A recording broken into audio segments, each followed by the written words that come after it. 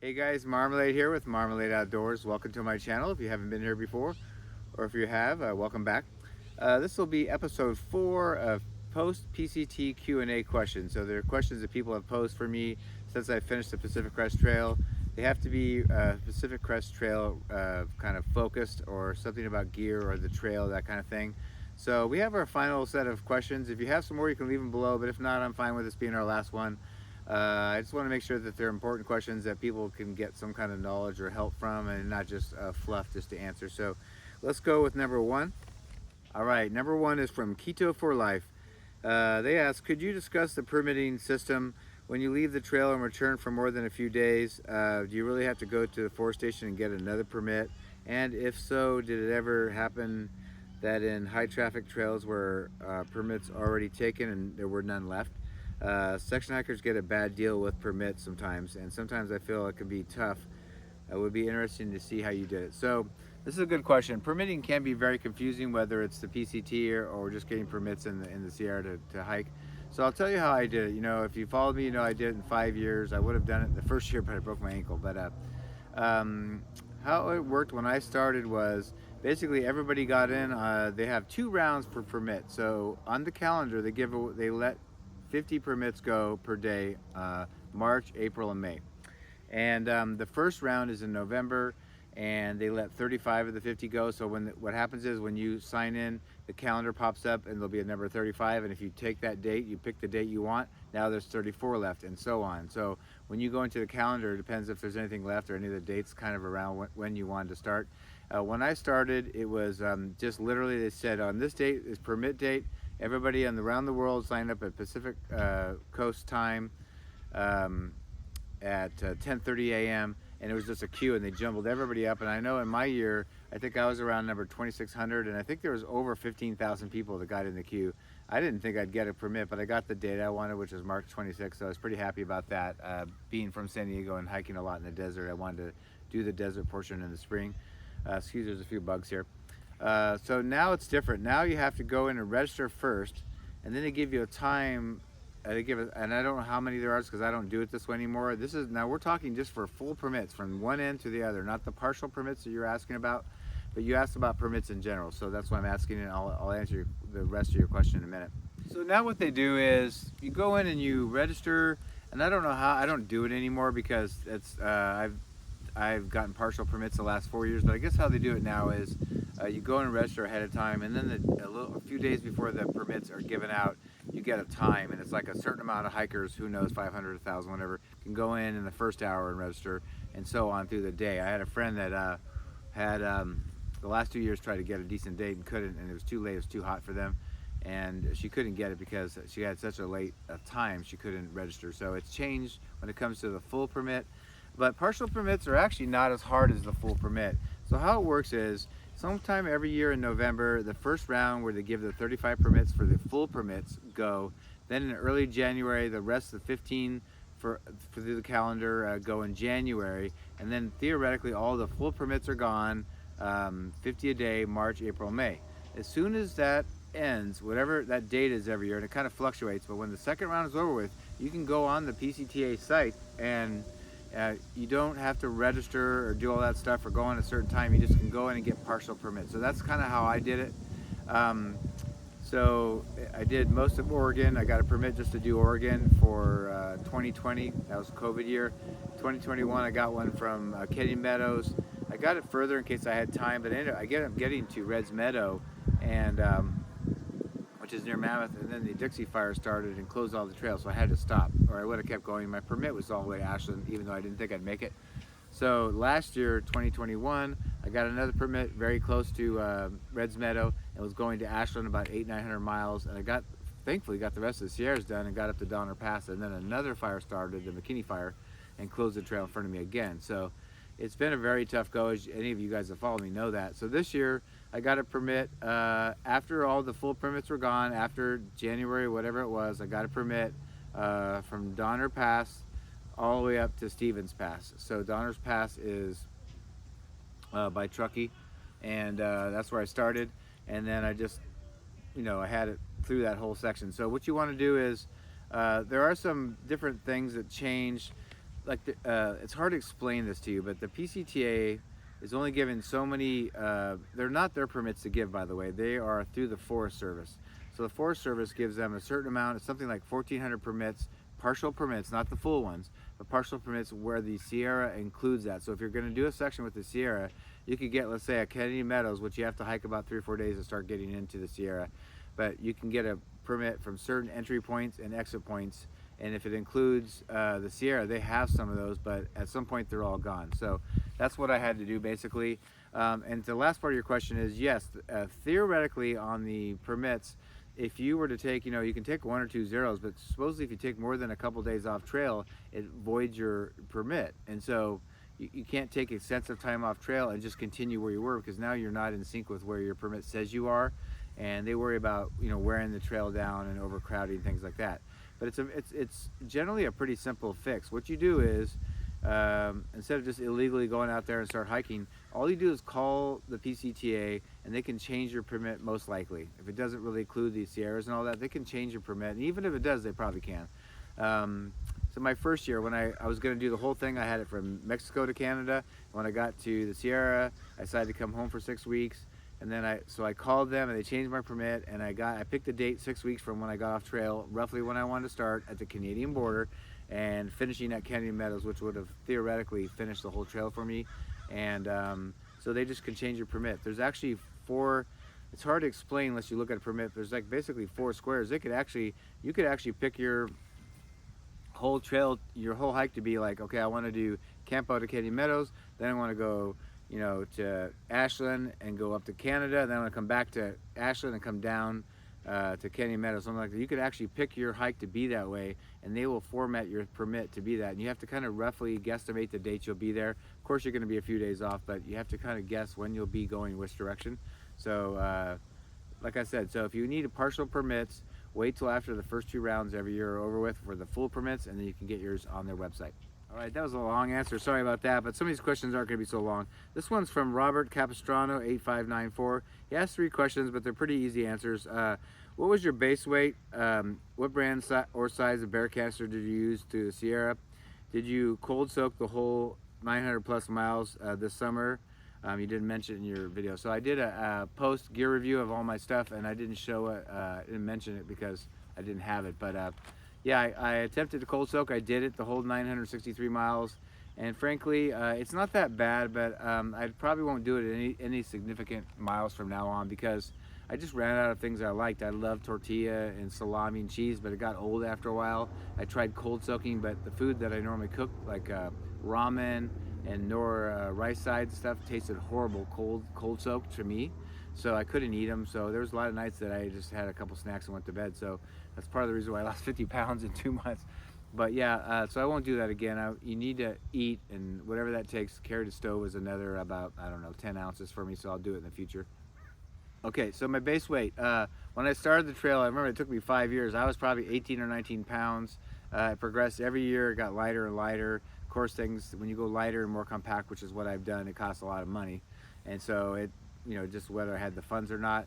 So this last year that I finished the trail, the last 963 miles, I was at 12-pound base weight. So I was pretty proud about that. My clothes and my tent and my quilt, things have to be bigger because I'm tall. So like I probably eat another extra pound that I wouldn't normally need to have that an average size person has. And the last question was the bear canister. So bear canister is interesting. I carried it from Kennedy Meadows all the way up, and they extended it up now all the way to Donner Pass. That's a new. You used to get rid of it at Sonora Pass, and you could send it home if you want. And now they make you carry it all the way to Donner Pass. So I did that. I carried the BV 450. So I carried the smaller one.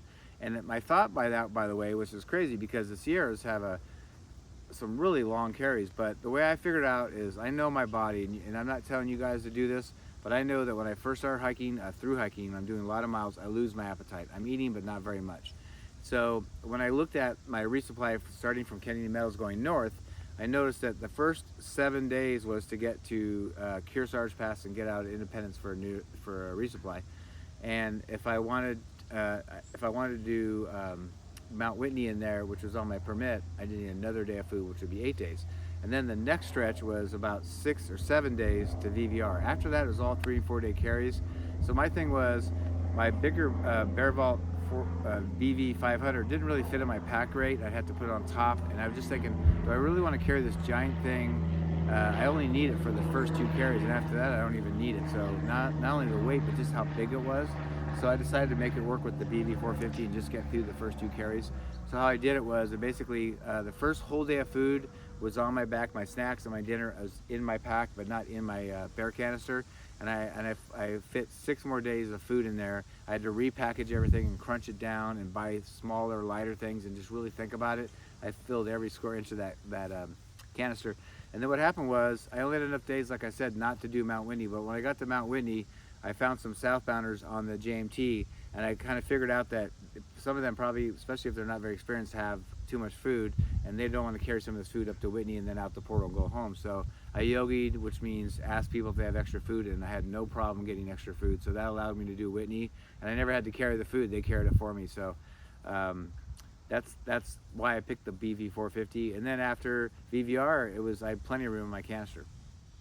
All right, number 3 is user dash has about 19 letters and hyphens and all kinds of things, so I don't want to go through all that, but this person knows who they are, who asked me the question. But in your post gear review video, you pulled your quilt out from the bottom of your pack. Do you use a stuff sack or just stuff it in the bottom? So great question. So forever I always put it in a stuff sack. I had a compression sack. I'd stuff it in and I had a sleeping bag and then a quilt. I had it, but the bag was so tight it was like a log, and I always put my quilt / sleeping bags in the bottom of my pack. I don't need it when I'm unpacking, when I'm putting my tent until the very end. I don't need it for anything, so it's at the bottom. Creates a great base later on for my food. It's my heaviest thing that's in the middle. So to answer your question, for a long time I used a compression sack, but what I realized was there was tons of voids and open areas in the bottom that I wasn't using. So it just took up more space than it really needed to. And I'll give credit to Darwin, who I've met a few times, and I watched one of his videos a long time ago. And I also do something else he did that I've seen with other people doing it. But basically, my backpack is pretty much waterproof, but nothing's 100%. So I use a compactor trash bag for a liner in my pack. And so what I do is I take my quilt and I just put it in there loose and I shove it in the bottom. And as I put the other things on top of it, what it does is it takes in all those voids, and everything on top of my quilt shape shifts into the quilt. And I found that when I got everything, the same exact stuff in my quilt, instead of being up here, it was like down here. I saved 5 or 6 inches height-wise in my backpack purely from doing that. So I'll never go back unless there's something crazy invention that comes out, but there's no reason to go back. I have double redundancy with the bag, the backpack, and the plastic bag. So that's what I do. All right, number 4 is from Deborah Peel 6984. You mentioned heat challenges as an older hiker, 60. So when I said that, I was 60. I'm now 61. I really suffer in the heat with quick dehydration. I had to kick myself off the Oregon part of the PCT in July. What do you do to help navigate the heat to work with your body? So there's a few things you can do. And remember, we all handle heat differently. I think that, I have 35 years plus in the golf world where I was out in the sun a lot, so I'm used to it. I'm lucky I have olive skin, so I do tan easier than people that are more light skinned. But I happen to live in San Diego. I'm out in the desert all the time, so I think that I've acclimated pretty well. I think any human being would eventually acclimate to it if they went out and were in it more. But it's hard when you just show up and you do these hot sections. And then of all things, you're backpacking, which is one of the worst activities to do when you are trying to avoid off, heat exhaustion and dehydration. So a few things is, one of the things if you notice this year, except for like the first week or two, I got up at 5:45 every day. I did 2 months on the PCT. I got up every day at 5:45 and was hiking by 5:30. And the way I look at it is, it was getting light about 6, so I had about a half hour where I used my headlamp, and it was nice and cool. I love the mornings anyway, and I happen to be a morning person, and a lot of people are not. I get that, but you may have to be if you want to beat the heat. And so I just got up early. The way I look at it too is I love the other side of the day, which is camping and resting and giving my body time to rest. A lot of people sleep in and then hike in the dark, and then they not only kind of pick and fear campsites, but a lot of times the campsites are taken. Also, you never get to enjoy, like, you wake up and you kind of see where you even camped, if it was even a good spot. So I enjoy camping. A lot of times there's camaraderie with other people. So if you get up early, you can get, what is that? By 10:30, you got like almost 5 hours of hiking in. And so a couple things you can do to combat it is obviously to hydrate, use electrolytes. I found that when I did the long trail in Vermont, I went through a period where I couldn't find electrolytes, and I kind of blew it off, and it was much more humid there, and I was sweating a lot, and I'm not a sweater, but I was sweating a lot, and I had 2 episodes where, man, my body shut down because of no electrolytes. Because later on, I looked online, and every symptom I had was not having electrolytes, replenishing my body. So now I make sure to do it no matter what, even if it's not hot. But so maybe, maybe instead of coffee, or you could do coffee in the morning, but pound like a liter of electrolytes in the morning before you even need it, get it in your body. I started doing that on the hot days. Proper sun clothing, so a wide brim hat. You guys know I wear a trucker hat. When it's really hot, I'll put a handkerchief and get it wet, put it on my head, like a bandana, put it on my head to cover my ears and put my hat on. But I've phased into wearing sun shirts, so I wear that on my head. And then, sun shirts have SPF, so make sure you get that. That helps reflect or keep the heat off of your body, and that'll help from heat exhaustion, things like that. The other thing to do is maybe take a page out of how the people that go later, when they start the PCT later in the desert and it's hot out already, and they've got to do that whole 700 miles in heat, they get up super early. Sometimes they night hike at night too. You could do that, which is kind of a bummer because it's cooler, but you can't see anything, so it kind of defeats the purpose of being out there. But let's say you get up and start hiking at 5 every morning, and when it's hot. Go to 10 or 11, and when it starts to get hot, go find a shady spot, take a nap, eat, maybe you're by water, get some water, hydrate, but rest. And how they do it in the summer is they go from 10 or 11 till about 3 o'clock, and then they start hiking, especially in the summer when it's lighter later, and then hike into the evening where it's cooler. So that's one way to fight off the heat. So yeah, I hope that answers your question. All right, number 5 is from a friend of mine, Larry Bevins. Do you have any intel on why there were so many blowdowns on your hike this summer, and any official plans to clean them up? So I don't have like official, I have a little bit of intel from you. The main reason it happened, Larry, was because 2020 put the trail behind. Like, when they were maintaining the trail every single year, it's very hard to have the whole trail cleaned up. Mainly because it's volunteer based, and so they have sections where just nobody volunteers. You guys recall the first year where I broke my ankle and hiked 80 miles out of the wilderness. That's a 100 and something mile section, 108 mile section, that when I got hurt 5 years ago, it had been 16 years since anybody had been out there to do anything, and now it still hasn't been touched. So that's 20 years now it hasn't been touched. So in my opinion, my humble opinion, it's a national trail. I feel like if they get sections that are dangerous like that and are getting out of control, they should, if they raise money, they should pay somebody to do it, but it's not my call, of course. But what happened, so in 2020 when COVID hit, they stopped having the trail crew go out there because they're afraid, before we knew much about COVID, they're afraid that everybody's going to get it from each other and the trail crew, so they stopped doing it. So they got, not only is it hard to keep up with the trail on a normal year after year, but then they skipped a year. So they've been trying to play catch up ever since. And then the worst part of that is during 2021, 2022, and this year, 2023, there's been lots of fires and really harsh weather, tons of heavy snow, which obliterates trees and knocks down things. So the trail is, it's just been really rough, and it's, it's not the PCTA's fault, but it was just really rough today. I mean, I counted blowdowns, but I can't tell you how much just junk and crap and shrapnel I walked over and through all day sometimes. And that's part of the trail, of course, but it just kind of makes for unpleasant. You're going to have it here and there, but not just for, mile after mile. So they're trying to catch up. They are. The last thing I'll say about that is that I passed 2 people that were going southbound this year, that both of them work on trail crews, but specifically one guy, I talked in depth about it because we were in the middle of it was one of those days I had 300 plus blowdowns, and we were just talking about it, and he was noticing. He told me that he's part of the PCT trail crew in his area where he lives. He says the hard thing about it is some of them, depends if it's a national forest or park or whatever, you can use chainsaws in some. But a lot of them you have to hand saw, which makes it for really slow going when they're big trees and when you have just tons toppled over. And he said, the disheartening thing is he was with a crew that had like 8 people, and they lived out there for a week, and they just killed it. And they cut a zillion trees, and when they were done, they realized they'd only just done 1.1 miles. That's all they cleared out. So when you have 10 miles of trees falling down here and there, you just have to realize that it takes a long time to clear those out. And when you go through the burn areas, it's not like they all fall down this year and then you clean them up and they're gone. They're just constantly falling over the years. So the problem never goes away. So yeah, that's your answer, Larry. They're trying to catch up. but until they get more volunteers or pay somebody to do some of the areas, then it's going to always be a little bit out of hand. All right, my last question, possibly for the series, unless I get more questions from you guys, is from a friend of mine, Eric. Eric, he goes by Eric Dryfly. Mike, what was the highlights for you this year?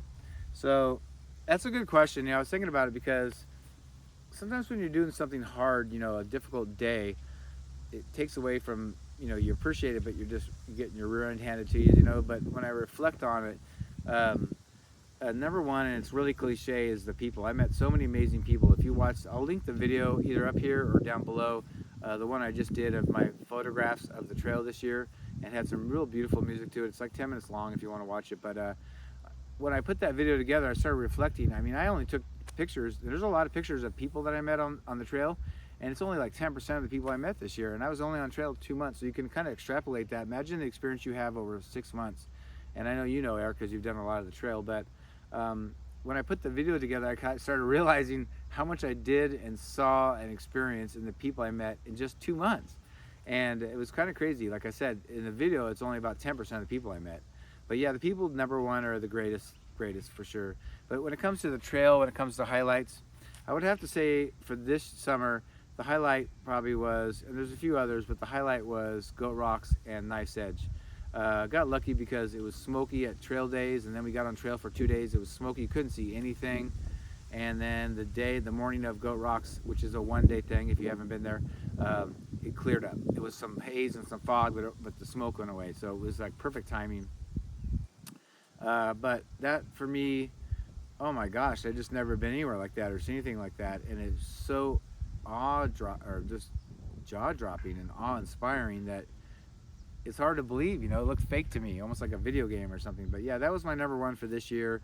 Even though it was super hard, I really grew a lot from doing when I started in the snow, or it just handed my rear end to me, was Donner Pass, which is near Tahoe, you know, and you go, I had so much snow for about a week, and some very, very dangerous side hill slopes where if I walked, I was going across the traverse, and if I slipped, I had microspikes, but if I slipped, I had no way of self-arresting. So I took a real big chance on about 6-8 spots where it was very dangerous.